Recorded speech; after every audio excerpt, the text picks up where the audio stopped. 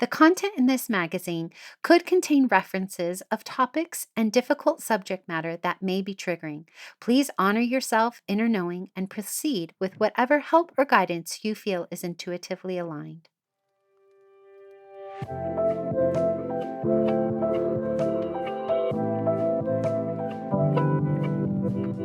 Welcome to Sovereign Magazine Podcast. I'm Nicole George, CEO and founder of Sovereign. I'm so happy you are here. We are the magazine podcast and community guiding 5 million women to their sovereign selves. From heart-led conversations to magical meditations, our inspiring guests will show you how they can help you step into your sovereign self. Are you ready to listen to your inner voice and step into your power? Then keep listening to hear all of the intuitive messages meant for you today.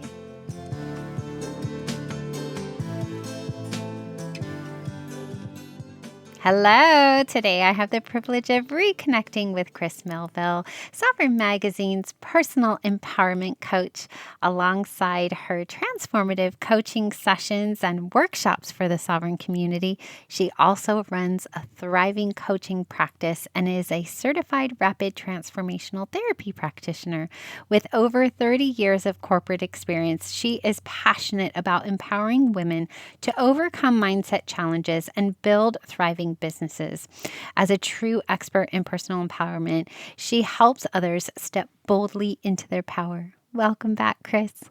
Oh, it's so nice to be back. You always give the best of welcomes, Nicole. It's like jumping into a nice warm bath. Well, you do amazing stuff. So it's all things that you have created. Well, we are here today to talk about deep relationships that purify and satisfy, which is our November new moon issue.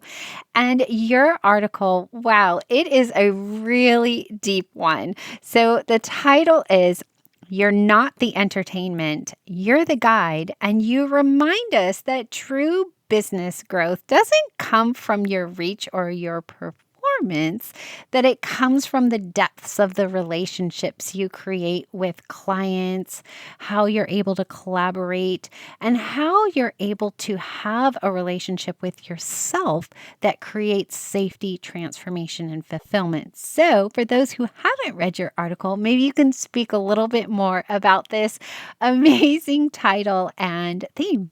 I think what interested me about this was I've worked with a couple of coaches when I was starting my business, and it was a lot of, God, how can I put this? There was a lot of showboating going on and a lot of like really high energy. Everything was, ah. And I personally, I don't work well with that like level of energy, trying to keep that energy up all the time, but also having it like bombard me and my nervous system and everything like that. And it feels to me that sometimes, it kind of actually took me back to my corporate days where people were trying to razzle dazzle you when they didn't really know what they were doing. And when we have these really beautiful soul companion type clients, we can go so much deeper into ourselves and into them, and we can just have a relationship with them that is intense, but with boundaries, a relationship where the client feels seen, heard, and valued. We talk a lot in coaching about how, you have to have the know, trust, and like factor. I think we've kind of moved past that in this, especially in the last year. Things are a lot harder for coaches out there. People don't have as much money to spend. And I think it's really important for our clients to feel seen, heard, and valued. I think that's what appeals to them more. And this is what I do for a living. This is what I do every day. I want to be able to grow as well. And that means I have to show up authentically. I have to be a little bit vulnerable with my clients. I have to be steadfast in the way that I guide them, because this is how I grow, not just as a coach, but as a human being as well. Yeah. You talk a lot about in your article that when you are vulnerable and you kind of meet your clients in the depths of the muck, if you will, that you're able to expand your own capacity. And so I'd love for you to share a little bit more about that, because we're not here to really scratch the surface, are we? No. So I think the thing about being vulnerable with clients is it's a very fine line to walk, right? Being vulnerable will allow them to be vulnerable. So you are leading by example.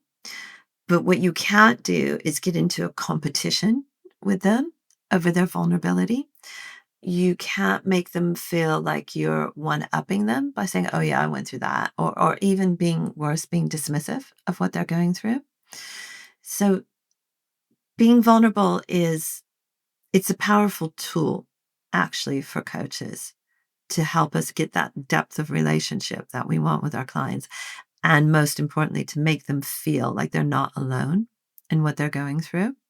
But we really do have to be careful as a coach that we are keeping boundaries around it in order to protects the relationship between us and the client, but more importantly, it protects the experience the client is getting while working with us. Our clients aren't there for us to be a dumping ground on Yeah, in the 100%. terms of being vulnerable. Yeah. Yes, 100%.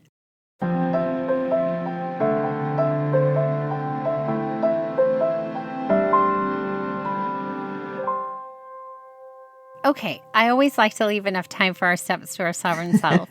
And on our last episode, we told the audience that we were going to start doing something a little different so that we could always kind of come back to the same overarching theme, but have different kind of sub themes within it.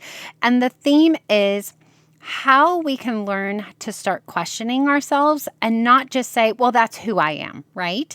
And so, as it relates to your article, and you're not the entertainment, but you're the guide, and kind of, going in the depths, how can we start questioning ourselves to really start to figure out who we are, how we're going to have a sustainable soul aligned business with soul aligned clients, but also, like you mentioned, create those boundaries and not be too vulnerable or dismissive to our clients?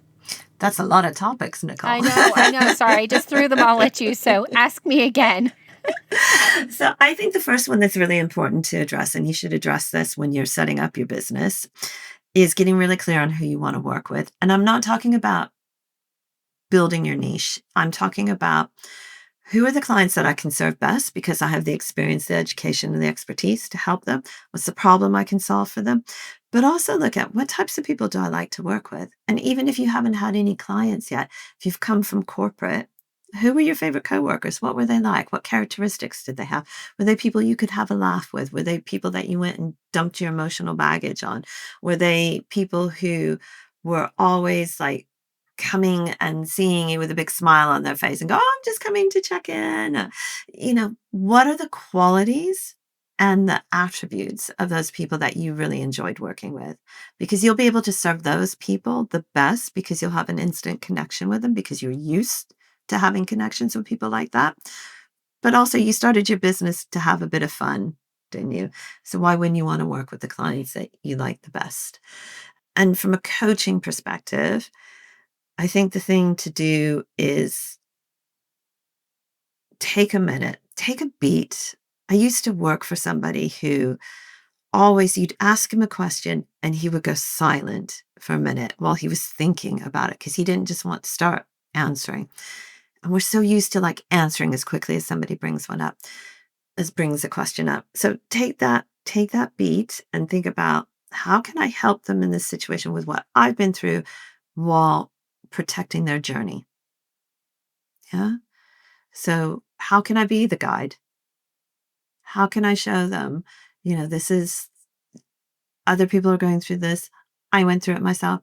Here's how I got out. And this is what I'm trying to help you. I'm using the same steps and tools that I use to get out to help you out. Yeah, definitely. And I loved that you said we need to be who we are and work with the clients that we desire. And the reason I say this is because we always get little messages in like threes or fours. And not last week, but the week before, three different people said to me, Nicole, you have the most amazing people in your community. You really attract great Mhm. people. I would And agree. thank you. I would say that's because I am unapologetic about I want people to be who they really are, and I don't want them to show up as anything other than themselves. So when people ask me, "Oh, how should I do this? How should I show up on the podcast? How should I do it?" I'm like, "No, we don't do that. Mm, We are a really authentic podcast show. I don't have a huge script. We really just have a conversation.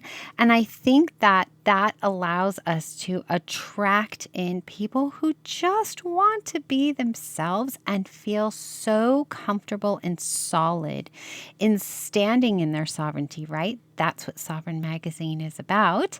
And so when you are clear, like I don't have a quote unquote niche in terms of like, 30 years old, mhm. from this location, is in corporate. No, the niche is the woman around the globe, regardless of age, race, anything like that, who wants to stand in her sovereignty.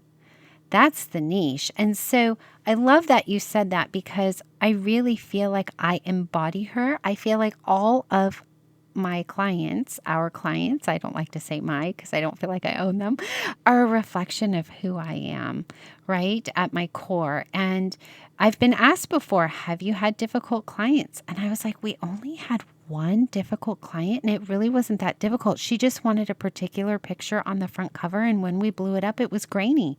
And so we had a disagreement about that. And she was like, I really want this picture. And I said, okay, well, we can't provide that for you. So I'm so happy to provide you a refund and move on. And that was the end of it. That's been really the end of and that's because we aren't pushy, we aren't salesy, we just want them to be in good energy because to me, my currency is energy. It's Yeah, yeah, energetic. love that. And can we just talk about going back to what you said about you want people to show up authentically on the podcast? Oh my God, how exhausting is it to not show up that way? How much energy does it take to put up a facade? How much mental gymnastics does it take to think, oh, if I was this person, how would I be acting? What would I be saying? You always have to be kind of like 6 steps ahead of yourself when you're not showing up authentically. And this Yeah. is why we don't do video for anybody who's ever wondered. We don't do video because I have learned very quickly people are their authentic selves when they're not being videoed. When you're videoed, oh, is my makeup, how's my hair? Am I looking? Is the lighting okay? And that's fine. That's for some people, but I really just want to have a real deep conversation with people. And Yeah. so we don't record that. We have the capability, but we don't do video. And I want people to feel comfortable. And when they hear there's no video, they're like, oh, this is I don't have to go and put wonderful. my makeup on. I don't have to worry about Yes. what I'm wearing. Yeah. Yes. Well, I can come you in my might, pajamas. that's even better. I love pajamas. You know it. I'll do it next time. Next time we're going to show up in our pajamas. And that's what I want. Like today I had a mom of 5 come on and she's like, my kid's watching a show and that's exactly what I want. So when we're talking about don't be the entertainment, be the guide, you really don't need to perform. When you're constantly and consistently showing up as your authentic self, people are going to notice. Yeah, and that's where the deep connections come from because they can feel it. They Mm, can. They yeah. can feel it. And you know what? I was told by a lady, I said this on a different podcast in Costco. I always pick her line because I just love her. She's so sweet. Shout out to Sheila. I don't even know if she listens, but I absolutely love her. And she asked to hug me this last time. She said, can I hug you? Your energy is just so amazing and you're just so warm and welcoming. And I'm like, of course, Sheila, I love hugs. I don't know her I from love Adam. that. She's just an Mm. amazing woman. But this is your clients will feel that off of you. And so the take home message today is there is a big difference between transactional clients and clients deeply rooted in true connection. Yeah. And I think one thing, just before we go, I want to throw this out there because I just thought about it, is our clients learn from being in proximity with us. They learn by watching us and what we do and how we show up. So We're just encouraging them to be their truest self, to be vulnerable, and to know that it's okay because we can do it ourselves. Yeah. Yeah, we're modeling for them. Modeling Exactly. greatness. I love it. I love it.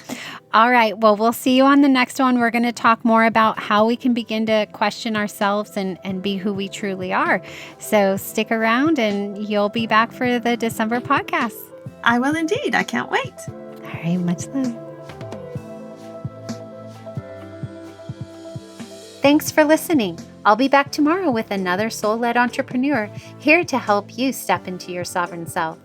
Subscribe to our magazine and podcast and join our global community for all the magic. Details to connect with today's guest or join the movement are in the show notes. And if you enjoyed this episode, please leave a review. It helps us reach our goal of guiding 5 million women to self-sovereignty.